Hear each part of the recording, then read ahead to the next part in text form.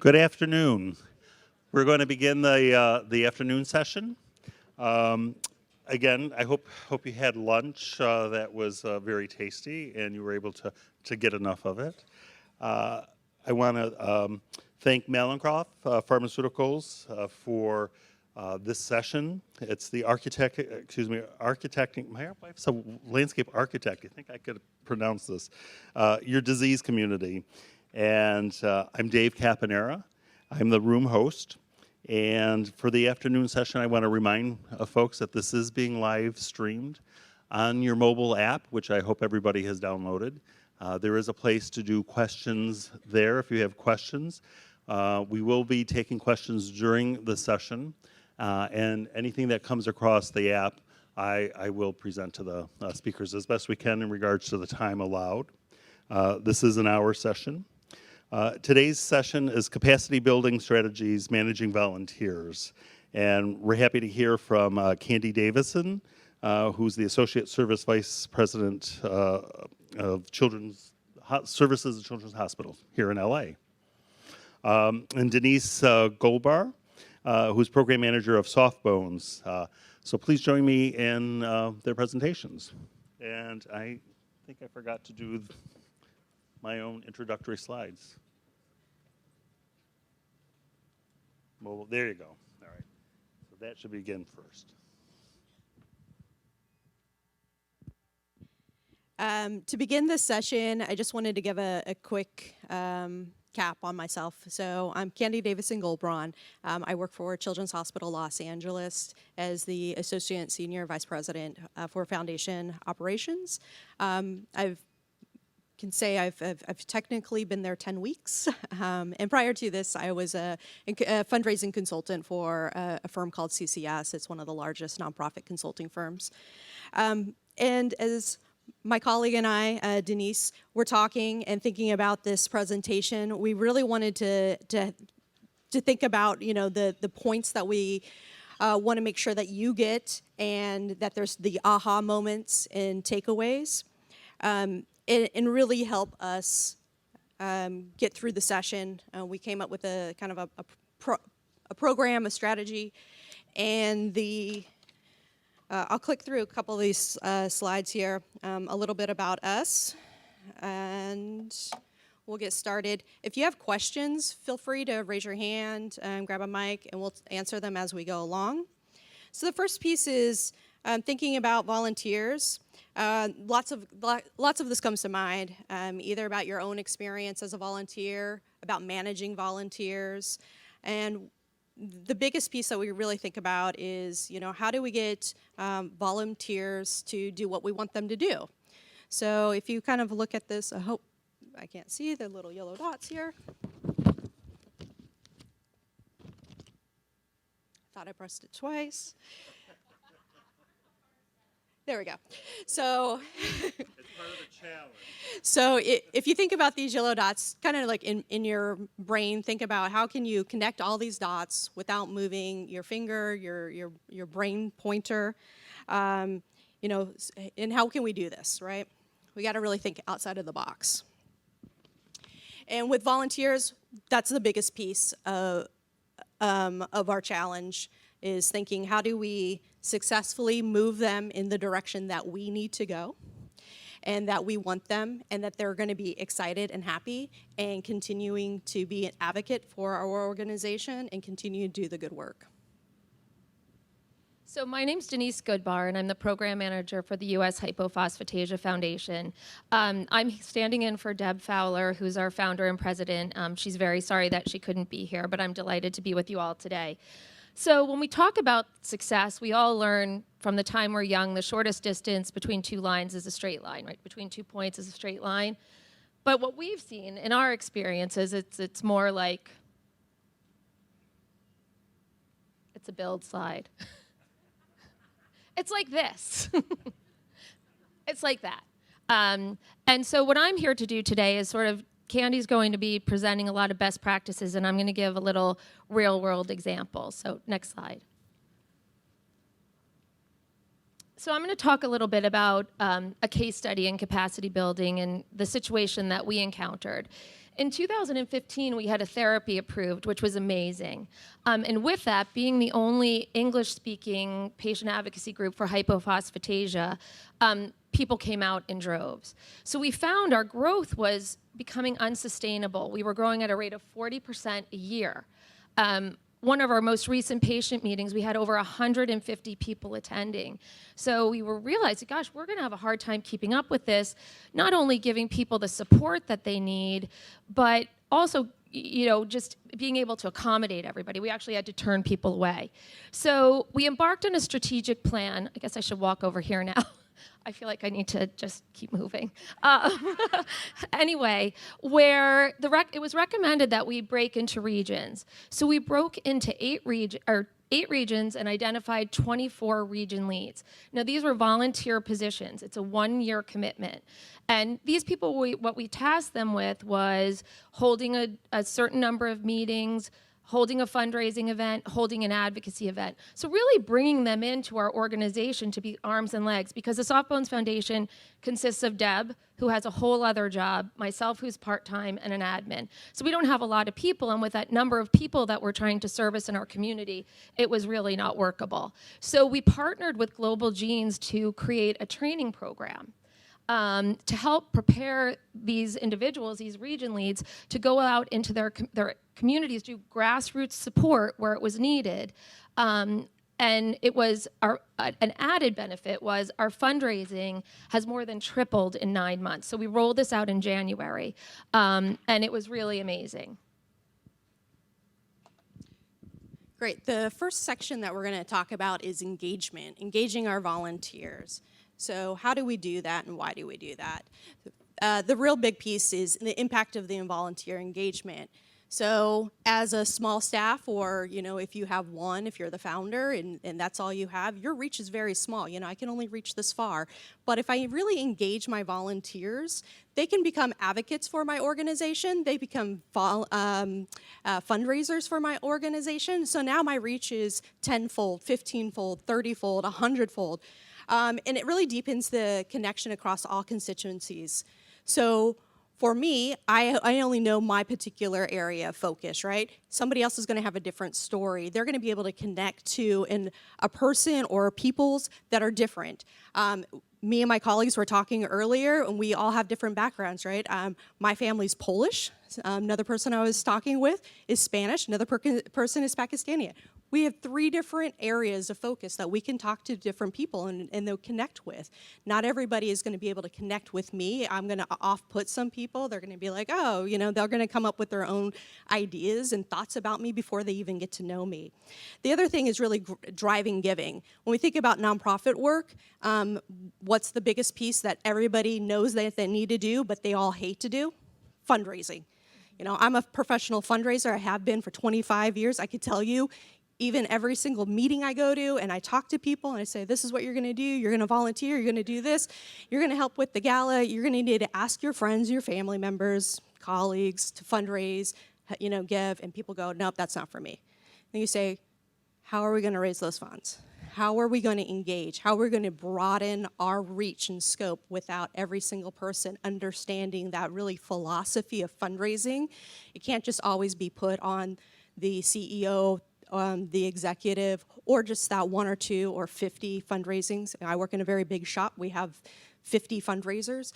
Those 50 fundraisers cannot raise the $160 million alone. There's a huge swath of volunteers. The other piece is really developing dynamic leaders. So as a board, we get stale.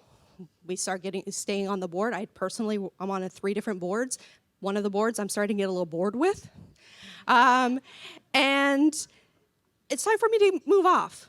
If the organization that I was working with, they were not developing other volunteers and becoming leaders, I would feel really guilty because I have that in me. I would feel guilty for stepping off. But know what? I don't, because I look over and I go, oh my gosh, there's 5 other people who are waiting, who are eager, who want to be on this board. And now I can free myself and go do something else. We also promote advocacy, especially in the rare disease community. This is a huge piece, right, to everything that we're doing. We need to be advocates. Yes, we need to fundraise, but we need to advocate. We need to talk to people. We need to get people to be aware of what's going on, both on the political side, personal side, the physicians, every time. So caveat, when I was a consultant, I consulted with Global Genes for 9 months. So I know just a tiny, tiny, tiny bit of what all of you in this room are doing. So I'm going to turn this slide over. So rare diseases, rare challenges. We are presented with a lot of, real challenges as far as our population is concerned. We're geographically dispersed. We're largely virtual organizations. I mean, Softbones, we have a mailbox in Boonton, New Jersey, but we really are virtual. Donors are motivated by personal connection. So how do we achieve that personal connection? And that was a lot of what that region lead position has accomplished. The financial impact of volunteer hours. As a lean organization, we really rely on volunteers to help accomplish our mission and accomplish the projects that we're embarking on. And also, when you have volunteers, and Candie, you just mentioned this, I believe, that you have volunteers who suddenly have a connection with the organization, and they can become donors. So, and their friends become donors. So it kind of goes on and on and on. It's just, but we are posed with these challenges. So what motivates volunteers? That's the big question, right? How do you get a volunteer? You ask them. There's studies upon studies upon studies. Why do you give? Why did you volunteer? Why did you sign up for this? The number one answer, I was asked. So make sure you ask people, would you volunteer? Somebody might say, I don't know what that's like. Say, why don't you come and volunteer? I don't know. I'll tell you one story. I used to volunteer at a food kitchen. How did I become a volunteer? My friend said, hey, you should come do this. I said, I don't know. She's like, why don't you come do this with me on Friday night after work like I do, and then we'll go to dinner. I said, okay, great. I ended up being a volunteer for 4 years. Every Friday night, that's where you find me. That was my Sabbath. What they have an attachment of the organization. They have a family member, a friend, a business partner, somebody that they are thinking about doing this. You know what a great way to get more volunteers? Talk to your current volunteers and say, do you have a friend that you like to hang out with that you're always curious, like, we should hang out more. What should we do together?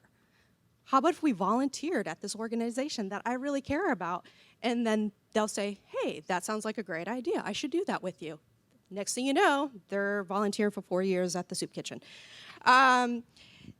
You get to meet more people. They get to be a part of a team. A lot of times we get in our jobs, right? We go, I don't know, for me, I go to my office. I sit in my office. I'm in meetings from essentially 8 a.m. to 6 p.m., and then I spend 2 hours of doing work that I needed to do between those hours. And I essentially, even though I'm meeting with people all the time, I don't feel fulfilled. So then I go and volunteer. And you know what? My brain gets active. I start thinking about how I'm helping the community, how I'm advocating for the organization or the cause that I really care about. And the next thing you know, I pull out my checkbook and I start making gifts too. Because again, I'm a fundraiser, and at the end of the day, we want our volunteers to do work and also make a gift.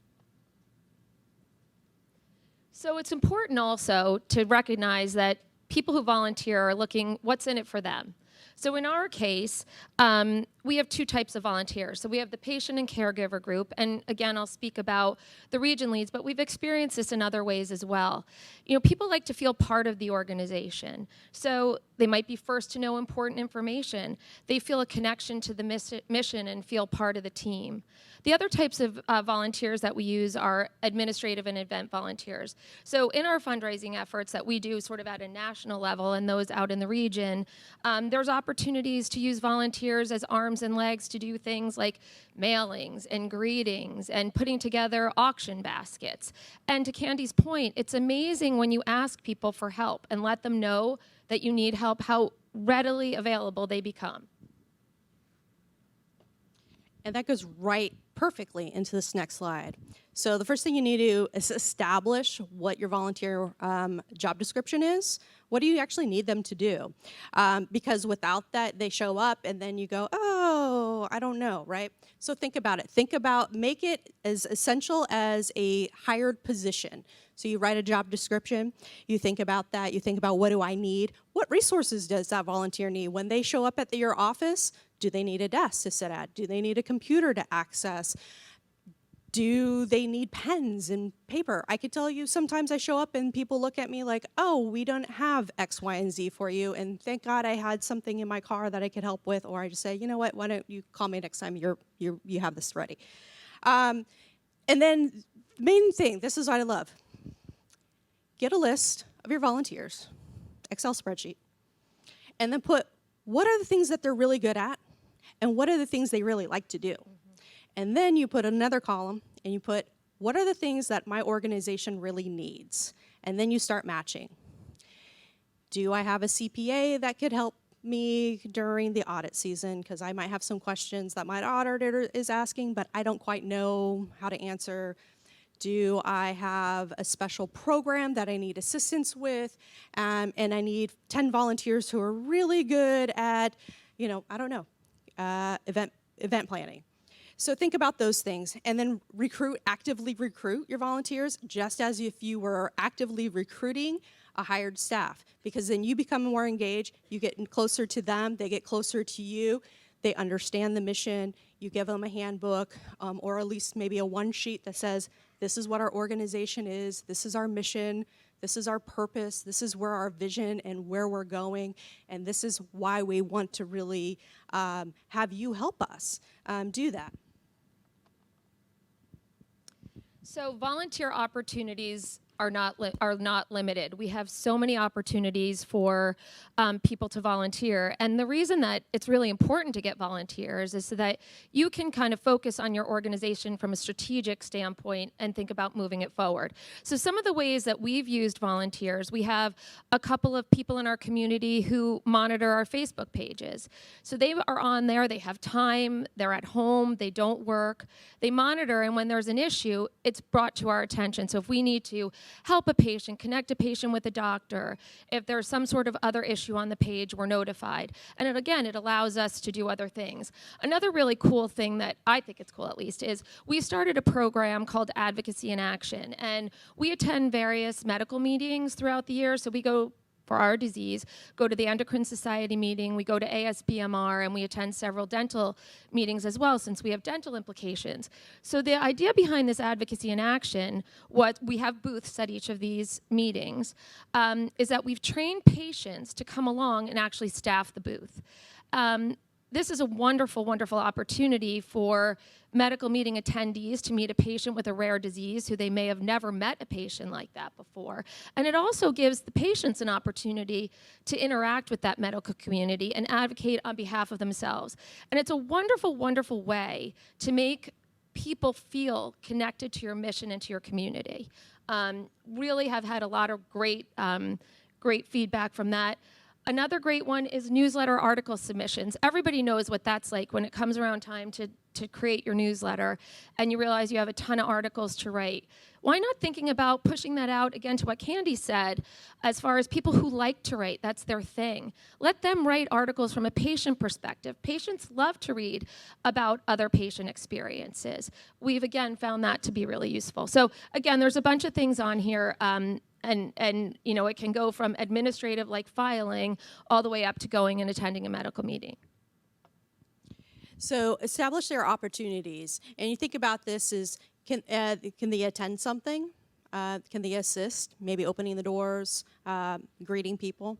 Can they advocate for you? Are they willing to go to the Hill, talk to a local politician, or talk to others? They can explain your mission, so you want to make sure that they are fully knowledgeable. Again, a one-hand sheet is always great. What do you do? Why do you do it? They have it, they understand it, they talk to somebody, they can really explain it very well. They can make introductions, so they'll introduce you to people, say, oh, I have this colleague that you should talk to because he has a really big interest in your thing. Or, you know what, he just landed, became a billionaire because he won the California Lotto. And he's looking for a place to give his money. They can help with invitations, invite more people and do more things. They can invest, and I don't just mean financially. They can actually help you make the ask. There's nothing more motivating from a fundraiser than having a volunteer sitting next to you and having that volunteer tell the person across the table their story.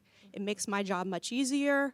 I could tell you time and time again, every time I ever have a patient. I used to work at UCLA Health.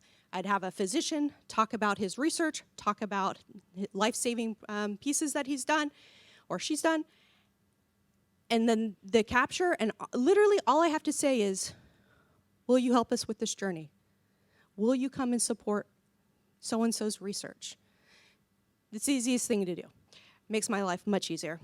And the other thing is make sure we thank our volunteers, just as you would any donor that you have. There's nothing more gratifying than the volunteer saying, no, I don't need anything, but really deep inside, they're like, oh my gosh, this is really meaningful and very proud of this. So the first step is to identify the opportunities. I love this quote: deciding what to do is as important as deciding what not to do, because there are so many things that we can do. So the first step is to focus on the priorities and delegate. And as Candie said, let your mission be your guide.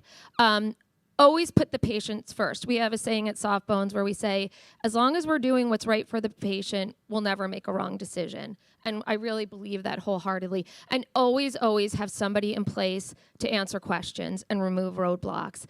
We have that a lot.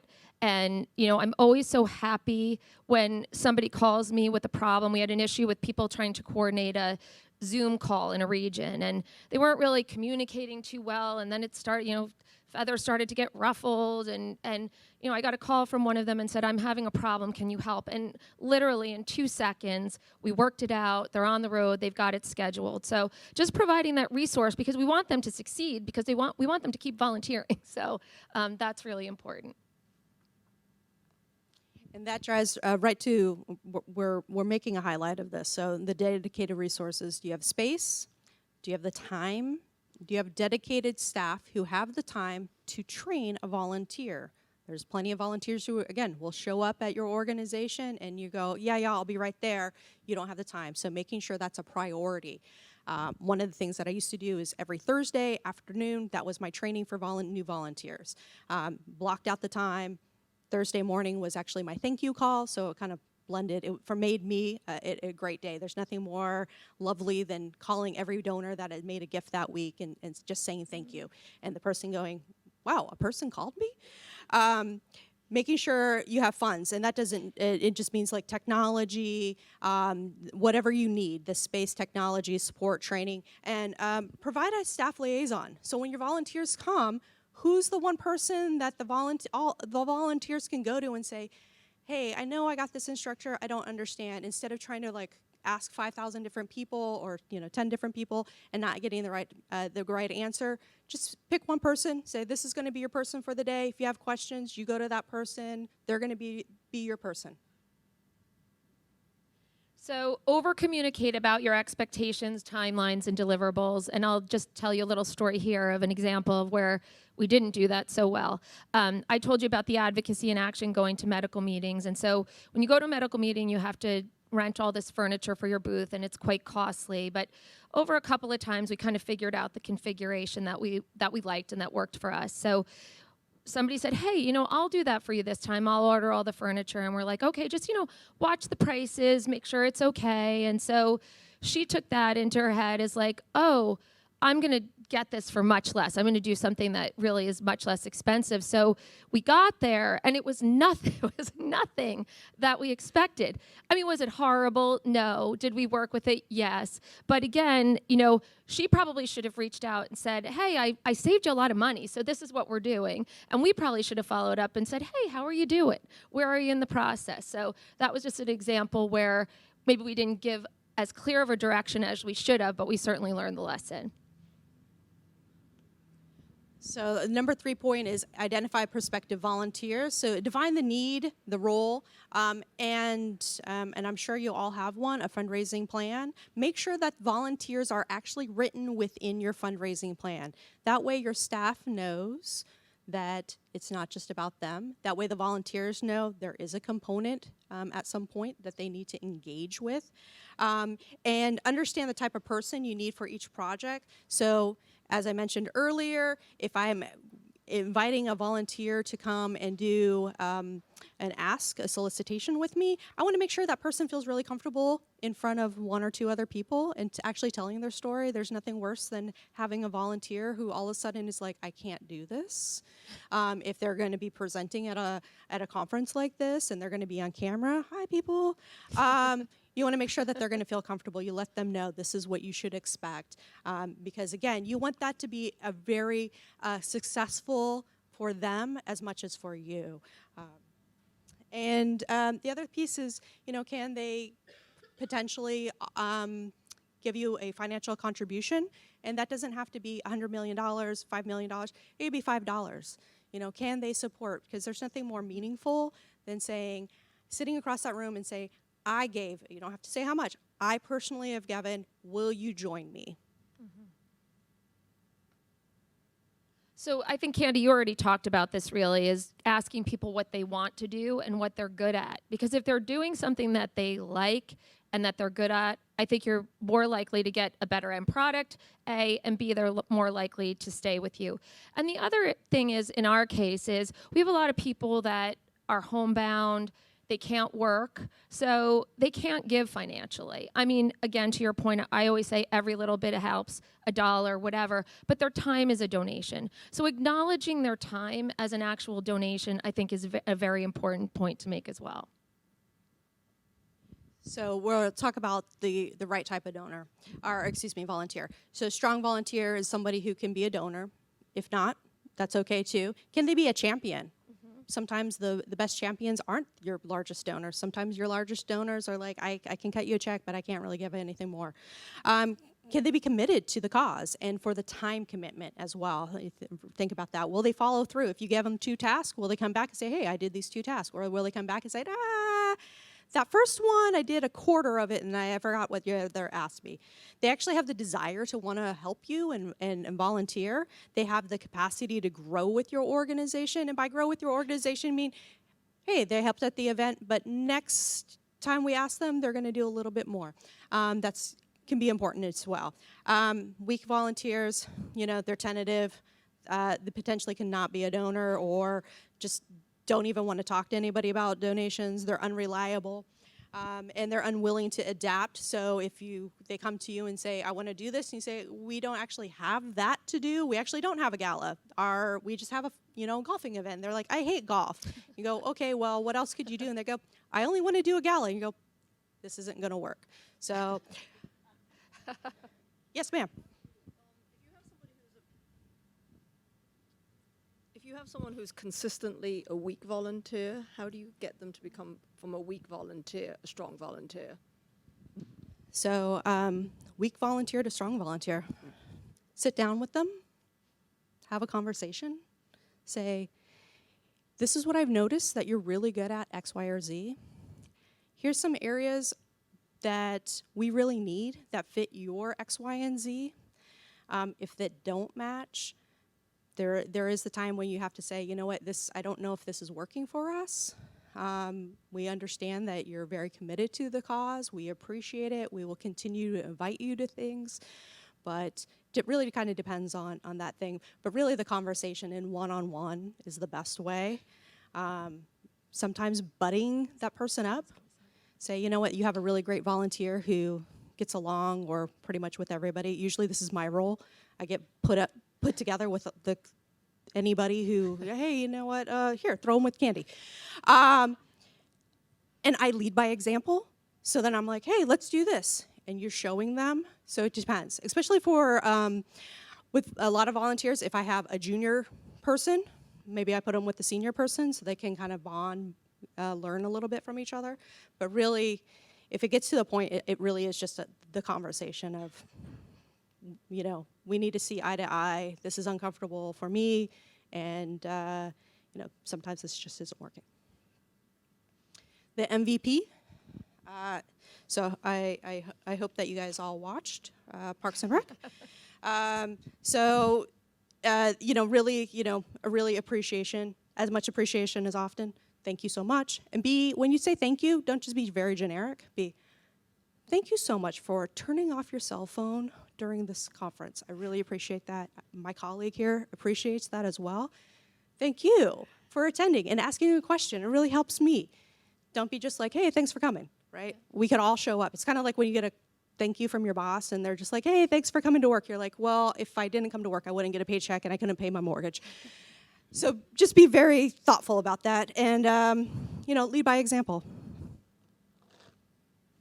Expect the unexpected, and in rare diseases, finding people with the time, finances, and commitment is also very rare. So when our region example, that's why we had 3 leads in each region. So we were kind of spreading out our risk because at some point somebody might be sick. At some point somebody might be more interested in advocacy. Somebody else might be more interested in fundraising. And we found that having that kind of approach where it's not relying on one person makes it much more manageable.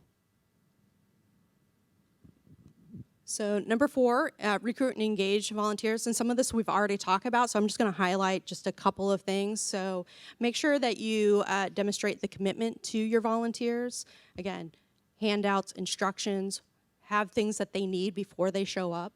And this is for everybody's benefit. Make sure that they understand that they understand that their volunteering is helping you move your needle, whatever direction it needs to move. If you're having them do any type of fundraising, make sure you do a training with them. Even if they said, I have been fundraising my whole entire life. Even when I volunteer, I've been fundraising, asking people for money since I was in college. When I'm a volunteer, I want to hear from that organization, how do you want me to relay this message? Don't expect me to understand all the techniques and the conversations. Of course, I'm going to tweak it, but I'm going to make it mine. If you have volunteers who need to be guided through things a few more times, make sure you have that liaison or somebody they can have. And consider having a buddy, a mentor, and that could be a professional person on staff or another volunteer or board member. There's something great. Sometimes we forget to ask our board members, hey, would you volunteer to help X, Y, and Z today? It's a great way to engage both parties. The next piece we're going to talk about is common pitfalls. So hope you guys play video games because that's an old one. You have a weak volunteer plan. So as we talked earlier, how are you going to utilize your volunteers? What are you going to think of? A lot of people say, I don't even have a volunteer plan at all. I don't even think about volunteers unless they show up and, call me.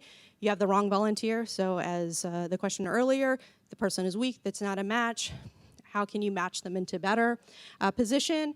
Great volunteer, they show up every time, they're really excited, but they're in the wrong role. Just find that right role for them. Low activity, low energy. Really, to me, that means they're not really engaged. They kind of show up and they're going to do what I do, and I leave, right? My mom does that a lot. So, and sporadic communication, you don't talk to them at all, and all of a sudden, 2 weeks before a gala, hey, do you want to come and volunteer at this gala? And the person's like, I haven't heard from you all year long, and now you want me to come to the gala and greet your guests? No, I don't think so. Not enough thanks, appreciation, and thank you. Again, be specific. Be thoughtful on your approach. For me, I love chocolate. So all the places I volunteer, whenever I get a thank you, it's usually chocolate, because I don't like momentums. I don't like stuff in my house. I'm a very neat person. Yes, ma'am. I think. Thank you. Do you ever? So one of the things that we've struggled with in the past is certain board members treating volunteers like they were staff members and expecting the same type of accountability from them as staff. So can you speak to that? I definitely can speak to that, and I'll let Denise speak to it as well. So one of the things that I always think about is how do those board members get on your board, right? Were they volunteers first? Did they do any volunteering before they became a board member? If not, great way to do it. Roles of engagement for board members, roles and responsibilities for volunteers. Talk to them, remind the board member, this person is not paid. They're coming because they want to be here. They're dedicated just as you are with your fiduciary responsibility. This person's dedicated to help our program or help our event or whatever it might be. And that's the communication. For me, especially for boards, I know this isn't a board conversation, but so I have 4 board meetings a year. Every board meeting, either first 15 minutes or the last 15 minutes, I do some type of fundraising training. And that can be talking to them about annual giving. That could be major gift. That could be plan giving. That could be volunteer. How do they engage? The other piece is, if it's 1 or 2 board members, bring them aside, tell them, look, not sure how you talk to your friends, but these volunteers are our friends. They are literally our friends. And we really need to show them that type of respect. Would you talk to your mother like that? Like, what I mean. Some people might. I have a little respect. But really just kind of making sure the roles and responsibilities are clearly outlined and that time commitment and making sure that your board members really understand. That's why for volunteers, sometimes I don't even use the word volunteer. I say, this is our friend. This is our friend. I think there's a question over here. Is it on? Yeah. Okay, there we go. So you might go over this, but I just want to ask it. For solutions for the volunteers, do you suggest having like an assessment over about like your board or whatever goes through an assessment, see if they're asking the volunteers how things are going at the end of the year, and then come up with a summary of what we need to do better? Yeah. Depends really on how much that person's volunteering. If this is, you might have a group. Some of your volunteers might just be an events group. They come and do the gala. I always think you send a little assessment after the gala, maybe 5 questions, nothing more than 10. How did it go? Where did we go? If it's an ongoing volunteer experience, like previously, I volunteered every Friday, do check-ins. Typically annually is good. I would make sure you look at your calendar. I wouldn't do it in December. March is usually a good time of year to do things. Or, after tax season, just because you want to get people a little bit happier. And there's some really great ways. SurveyMonkey, great way to send a free. You could use SMS text if you have that capability, which is really great. Comes to your telephone, and then literally there's 4 questions that I answer in 2 seconds. I'm waiting for my coffee. Boop, boop, boop, boop. Done. So yeah, it's a great way. And that way you could judge too. Hey, what are we doing really good with our volunteers? Are we thanking them enough? Are we not? Are they engaged? Because there might be volunteers that feel really, really great and that you didn't even know about. I think there was another question here. Hello. To address your question and yours, we're both from the UK. I'm with another hat on. I'm a director of a voluntary council, so I don't know if you've got them in the US, but we have a policy and a appraisement assessment sheet for volunteers within our sector. So, it would cover, your question. Yeah, we don't have a technical policy on it, but it would be in some ways great, right? In some ways, it's just as good as your fiduciary experience. I think you made some excellent points because, again, you want to retain your volunteers. You want to make sure they're happy. You want them to keep giving. So, great. So part of the solutions. So you could travel back in time, right, and get rid of that bad volunteer. Unfortunately, I do not have the time machine. So plan well. Recruit the right people for the right type of volunteer experience and train them. And the other thing, inspire them. We forget about that, inspiring people, right? Hey, the first day especially, they're really excited, they're going. 6 months later, not as excited. Continue to excite them, depending on, make sure that they're in part of your e-communication. If you have a quarterly communication, inspire them in different ways. Cupcakes are always good too. And, really, just as you would with employees, think about what are the potential problems that you might have in the future. So if you have a couple of people and you go, you know what, their personalities are not quite the type of people that we usually have as volunteers, but they're really good at X. Make sure that you continually engage them so that you can kind of figure out, yes, ma'am.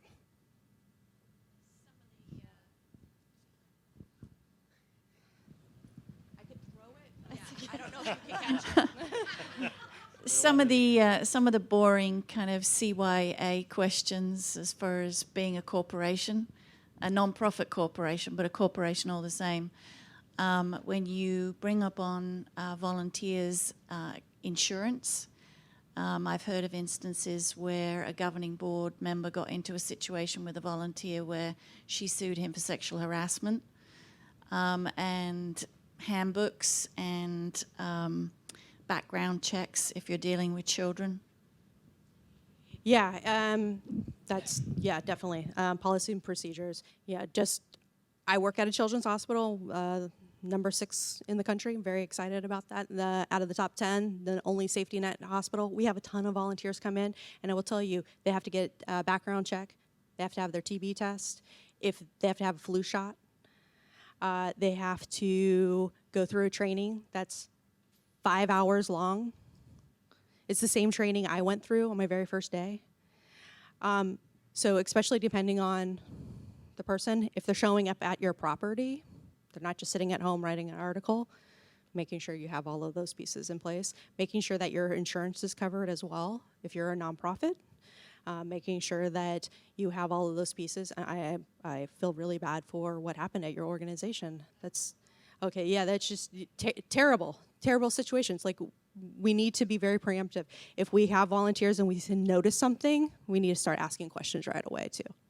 Well, and something else that we've done with the region lead position is we had everybody sign confidentiality agreements so that we were sure that patient privacy was covered and that we had sort of checked that box. So as far as volunteers, consider, we think out of the box with this. There's college students, there's high school students who need essay content material. We had actually a young lady that came with us to 2 of our patient meetings to help with babysitting, and she formed such a connection with our organization. She's actually in physical therapy school now and wants to focus on bone disease. So that was really, I thought, a wonderful story. And she did other things. She ran races for us after that. So she turned out to be a great volunteer. Oh, technical school. So the newsletter again. If you need help with that, there's always students that are looking for credit to create a project. That's another great opportunity. Parents love to support their kids' charities. Make sure, again, to Candie's point, make sure you acknowledge your volunteer rewards, volunteer of the year. And one of our favorite groups is the retirees. I mean, they have done more work for us and can do it from their homes. If it's mailings, again, with the baskets for the auctions, but don't leave them out. They're a great resource.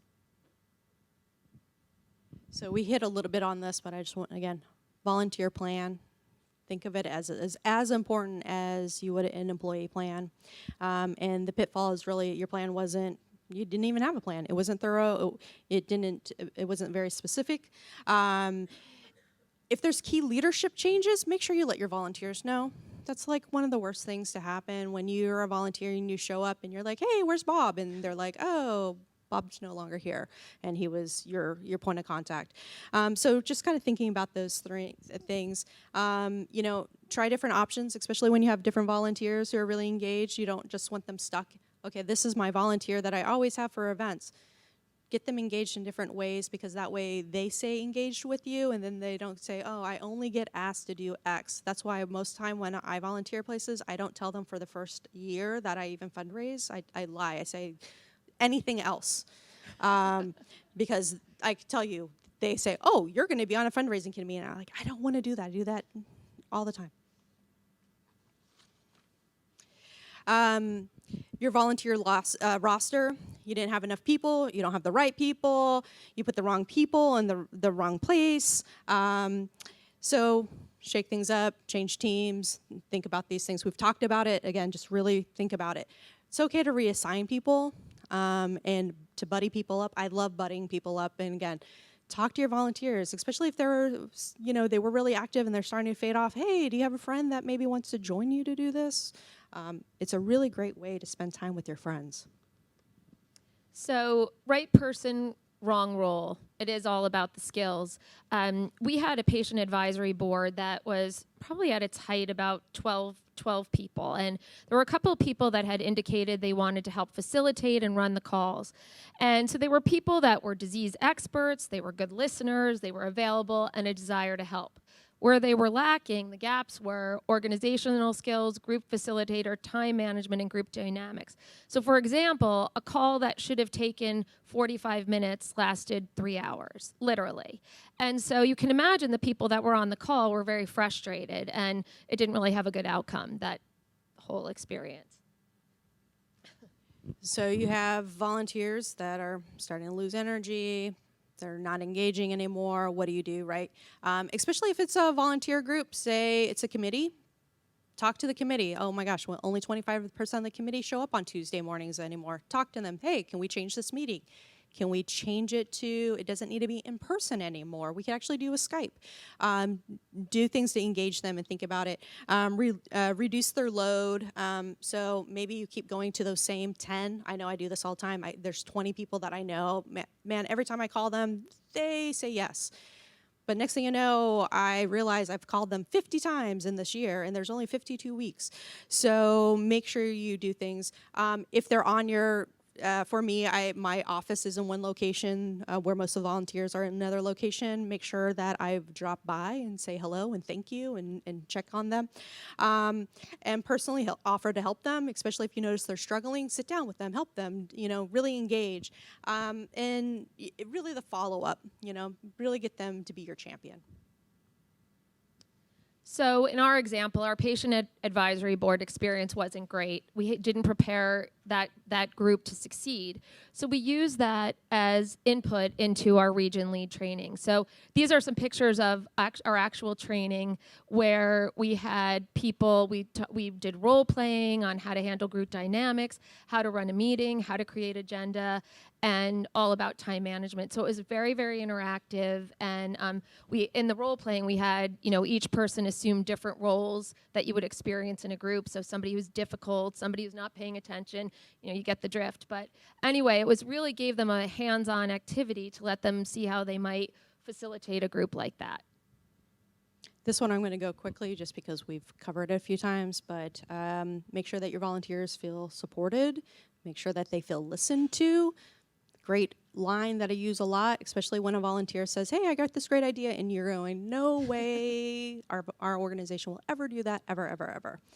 I hear you. Thank you so much for sharing that with me. Great line. And this I think we've covered too. Training is and clear directions should be standards of procedure. Always have someone as a resource. And we may not always be able to answer the questions, but we'll be able to figure out where to find them. So kind of the resource can also end up being sort of a triage as well. So how do we manage challenging volunteers or challenging situations? We have to treat them, we have to become the coach. And I was a former athlete, student athlete, so I can tell you my coach treated us each differently because we're all different people. You have to treat your volunteers in the same way, just like you would employees. You need to handle difficult situation. One-on-one is always the best. Calling out a volunteer in front of a group is not going to do you any good, especially for those volunteers who you really love and support. They're going to look and go, man, they just called out John. That's not an organization I want to work with. So really thinking and be mindful of that. And navigating personalities and situations. If you have two volunteers and you know that their personalities are just going to clash. They're, can't put them in the same room. Don't put them together. Put them in different areas. Put them in just different sections. schedule them at different times of the day. So really kind of thinking through that. Again, thinking it through as if you were talking with employees. Oh, the volunteers going rogue. We've definitely had some T-shirt wars. We have our mascot is a hippo, the HPP hippo. But we've had people who have designed octopus shirts, things with sign language, words. You know what? We choose our battles and embrace it because, you know what? It's coming from a place of compassion and passion about the organization. And you know what? Somebody always ends up buying the shirt. So you know, they appeal to somebody. So to your point, don't shoot people down. Unless, of course, they do something to your logo, then you have to shoot them down. But other than that, it's okay. So in summary, here's your bullet points of 9 things. But remember, volunteer engagement, especially in fundraising, is very pivotal. That's my biggest piece. I know that we're not talking about just fundraising, but volunteers in a fundraising capacity is probably, if you don't do it now, talk to Global Genes. They have great training programs. Really learn from them. Talk to them. How do you really engage? Talk to other organizations that engage their volunteers. Like I said, volunteers are the best people to go to those fundraising meetings, those solicitation meetings, to talk to people, share their story. I will say, usually when you have a volunteer who's like, I don't want to ask for money. That's not what I do. I take them, can you just please come with me? I'll do all the asking. I just want you to share your story. They go, okay. They do that. That wasn't too bad. I ask them to do it again a few weeks later. Okay. Next thing you know, I ask them about 3 or 4 times. I'm sitting in the meeting and I don't even say anything. The volunteer's like super engaged, super excited, and that's the type of person. Sometimes that doesn't work, but you know, and then you rotate. But really kind of thinking that through. Making a plan for your volunteers. I know I've said this time and time again. It's really, really important. Volunteers need to know what they're going to do, what time they need to be there, what time they're going to end. Do they have the supplies that they need? Do they need to bring something that they are supposed to? If you have a location that, hey, you have to have closed-toe shoes. Make sure the volunteer knows that so they don't come in flip-flops. It's really important that they have all the tools that they need so that they can be successful, because you know what? If a successful volunteer happens, they become an advocate for your organization in ways that you don't even know about. Next thing you know, you're hearing from somebody at the grocery store. This happens to me all the time. Oh, you work at Children's Hospital?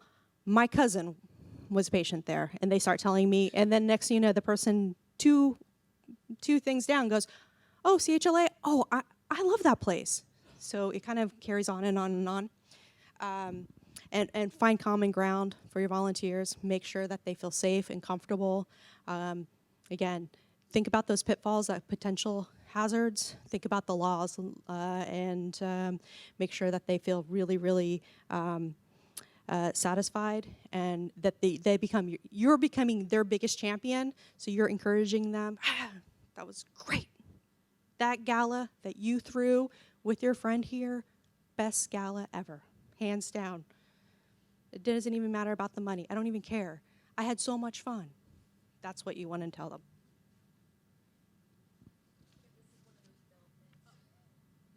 So set the expectation. We talked about that. Value the work. We talked a lot about that. That's so important. Equip for success, training, buddying, etc. Respect the individual, of course. Acknowledge and thank. That's it from us if we have questions. Candie and Denise, we do have a question that came over. It says, how do you manage your volunteers if they are all over the globe? We can't meet in person, check in on them, etc. How do you recruit them? My board is even all in different states. Well, I mean, from our perspective, as far as across the country, that's why we trained the region leads. That's how we dealt with that. Was we have people on the ground in various locations across the country, and they've been trained. And they've been trained at how to get volunteers and how to manage the volunteers. And we have policies and procedures. The training covered all of that. And that's how we're attempting to deal with that. So if it's a board that you're dealing with that's all over the globe, just like Global Genes, they have their board is all over the globe. Make sure that you're scheduling meetings at appropriate times that everybody can join. So you don't want to schedule your Skype call at 5 p.m. in the evening because the person in the UK is not going to make that call. So you schedule it at 8 a.m. on the Pacific Coast. You're going to want to do check-ins with that person, email, Skype. The more that you could use any type of video conferencing is going to be the best because they're going to see a face. The conference call lines are great, and there's plenty of free ones out there. Uber Conference is a great line. I use that all the time. But the more you could use the face-to-face, the more you can engage. If you have a volunteer, there's one volunteer in the UK, and you talk to them and go, hey, do you have anybody else? Or, hey, you know what? I'm actually going to be traveling on vacation to here. Can I just have lunch with you? I've done those type of things before, and it really helps them really feel engaged. Surveys are also a great way. And the more that you can kind of buddy them in some ways, hey, you know what? Especially in a large state like Texas. Hey, you know what? I know San Antonio isn't that close to Houston, but there's actually 3 volunteers that are in Houston, and they would love to invite you over to dinner one weekend. Would you want to do that? So thinking a little bit outside of the box and thinking a little bit creatively. Also scheduling your meetings at various locations around the country or in the globe if you can, especially if you have a group who is across the United States. Maybe you have quarterly meetings and maybe 3 of those meetings you're picking a different place, Pacific West, the East, South, and then maybe one of those meetings is just a conference call. So really trying to think and think about how to engage them in a different way. Any other questions? Well, we have one here. Do I go next? Hi, I don't know if I missed this, but do you have like a universal agreement for volunteers that they can sign? So because it tends to be, in my experience, the first thing people drop when they get busy is whatever volunteering they'd signed up for, and that, do you have a list of best practices that you could share, or an agreement? I've seen one once, and I don't know what happened to it, and I wish I could get my hands on something like that. Yeah, I know that I've used different agreements before. It is hard, though, with volunteers because they are volunteering, right? And if they get busy a lot of times. But that's why engagement with your volunteer is important. If you make them feel like they are as important to you as your staff member is or as your board member is, they're not going to drop off as quick. But life does happen, so sometimes we just, have to kind of roll with it. But that's why it's really great to have mentor or buddies in volunteering, because then it's, oh, my buddy's showing up at 6 p.m. I probably should do that too. And then also the buddy can maybe give you the heads up sometimes, like, hey, so-and-so told me last week that they might be getting a new job, that their times are changing, so more ears on the ground. We did use a volunteer engagement with the region leads, and that's part of why, like I covered in the talk, that we have 3 people per region, because they're there to help each other. As one falls down, maybe the other picks the other person up. We have about 2 minutes left, and we have 2 questions. I had a 2-part question. I hope this fits. I'm curious to know more about the regional lead strategy and what exactly they do. And then my second part of that question is, you'd mentioned that after instituting this regional lead model, your fundraising grew by 3 times in that 1 year. I'm curious, what do you make of that? What specifically did they do to increase fundraising 3 times? So, wait, what was your first question? My first question was just say more about what the regional leads do specifically. Okay. Are they having conferences? So they have meetings. So they're required to hold, I think it was 4 meetings is how we started out. Now, these aren't grand meetings. We were calling them chat and choose. They might go and meet for coffee. They might go and have a bite. And we gave each region a budget. So we gave them each $1,000 to start off with, so which isn't very much. But we kept it really simple. So we didn't want that to be a heavy lift for them to plan like another patient meeting, right? So it was more of just getting people together, starting that conversation, providing the support where needed. As far as the fundraising, so they were each tasked, and it's not just from the region leads. I don't know why it happened, but they were very successful with their fundraising. And again, they were at local restaurants. It was nothing fancy. The Facebook fundraisers have been an incredible source of funding for us. Again, so people are posting for their birthday or on HPP Awareness Day, which is October 30th. They are putting up a fundraiser, so then their friends are donating. So they have a connection to that person. They might not have a connection to our organization, but their friend does. So I don't know why, but we're happy. I could tell you. One more question? A piece. Oh, I'm sorry, Candie. It's because they were engaged. Yeah. They were really engaged. And then social media is a great aspect, like you said, all of a sudden you're not just asking those 5 people in that region. They're posting it, they're giving, and then they're getting 50 people, 20 people to give. So it's the engagement.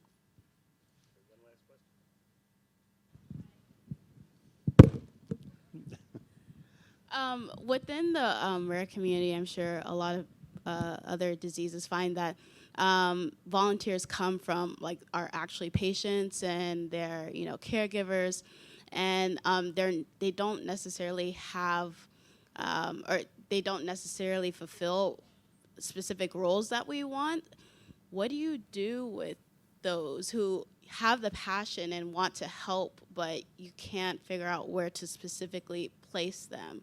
Because, volunteers are so few within our community because, not enough people care about, rare stuff. Do they say what they want to do, and it's just not fitting, or are you not having the opportunities? It's just kind of them saying, hey, I want to help out in any way, and I don't want to turn them away because, Can you give them specific jobs? Does that work? I mean, is there a way to do that? People always say, oh, I want to help. It's like when something bad happens, they're like, oh, what can I do? And I always think it's better when they say, I'm going to make you dinner or whatever. Is there some way that you could engage with them and kind of try to figure out, looking at your list, like Candie said, your list of, volunteer opportunities, and see how you could match them up? So that's the hard part. I'll look for somebody who writes and they don't write. Or, their English isn't their first language, or, and so you don't want to turn them away because we have so very few, but I don't know if you guys encounter that type of problem and where you... Yeah, I mean, one of the ways is, an intake form for all your volunteers, asking them what do they feel that they can really give, What their give skills to you, are. their skill set. So and then the other, I think there's two questions in some way. So it's the volunteers who maybe not just fit what you need, but there might be a part of it, right? So maybe their story is really good, and you can match them up with a person who is a really good writer. Yeah. And there's some great resources to find other volunteers. So depending on, obviously, the disease in this case, can you partner with a high school or community college students who need hours? Retirement center, especially, baby boomers, they're retiring a little bit younger. My mom retired at 55 and a half. She was able to do that. Half the time she takes care of my nephew, and then the other half time she volunteers at 2 different locations. So finding different things, and then my grandmother does too, and she's on the other end of the spectrum. She's 89. So thinking about how you can maybe partner and utilizing other people's skills, and thinking about are there other organizations that are close to you? And I don't mean close as far as a rare disease, but maybe in proximity, because especially a lot of times nonprofit organizations, I notice one will go into one building and then 2 doors down another. Is there another nonprofit that they have volunteers that they're looking for some help to do, and that you can kind of buddy up? That's always a great way to do it. I want to thank Candie and Denise, if everybody could give them a hand. I'm sure they'll stay for a couple minutes if somebody else has questions. And I do want to remind everybody, please go on the app and fill out the survey. It helps us know if this met your needs, if there are other things you need. But please complete that. And the next session is at 3:15, so Thank you for attending this one.